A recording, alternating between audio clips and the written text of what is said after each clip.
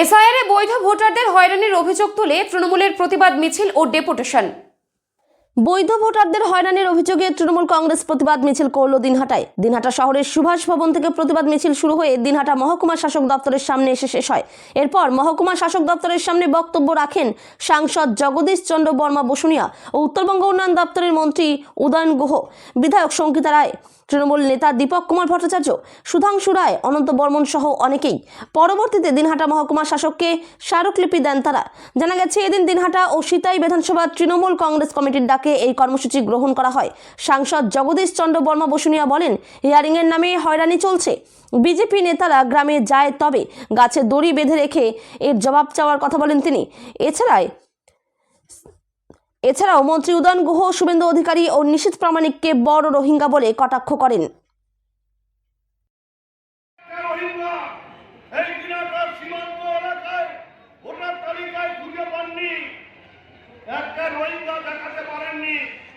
পশ্চিমবাংলায় সবচাইতে বড় রোহিঙ্গা যদি কেউ থাকে তার নাম হচ্ছে শুভেন্দু অধিকারী।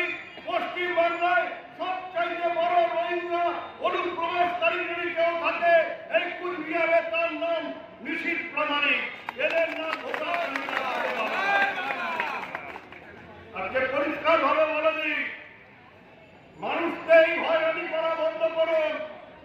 মানুষকে এই হয়রানি করা যদি বন্ধ করতে না পারেন, তাহলে বিজেপি নেতাদের সামনে চ্যালেঞ্জ ছুড়ে দিচ্ছি, ক্ষমতা থাকে আমি আবারও বলেছি যে 14 তারিখে 14ই ফেব্রুয়ারি চূড়ান্ত ভোটার তালিকা প্রকাশিত হবে।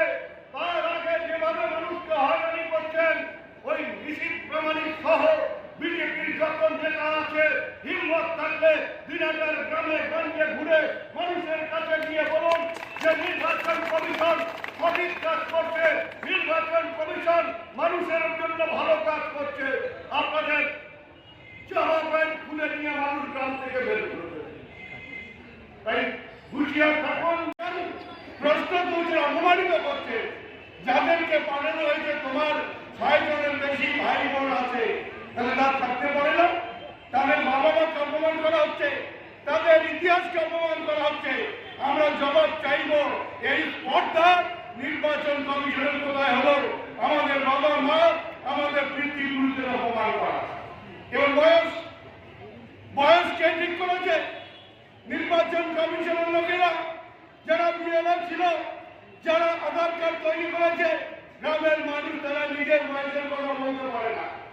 যাদের বার্থ সার্টিফিকেট আছে তারা না বলতে পারে, তাদের গ্রামের গরিব মানুষ যাদের বার্থ সার্টিফিকেট নেই, তারা আইডিয়া করে বলেছে যে তার নামের বয়স বছর এটা। এবার কি দেখা গেল যে ছেলের সঙ্গে তার মায়ের বয়স 15 বছরের বিবাদে হয়েছে। কিন্তু এটা কি তার বয়সটা কে তৈরি করেছে? কে লিখে দিয়েছে?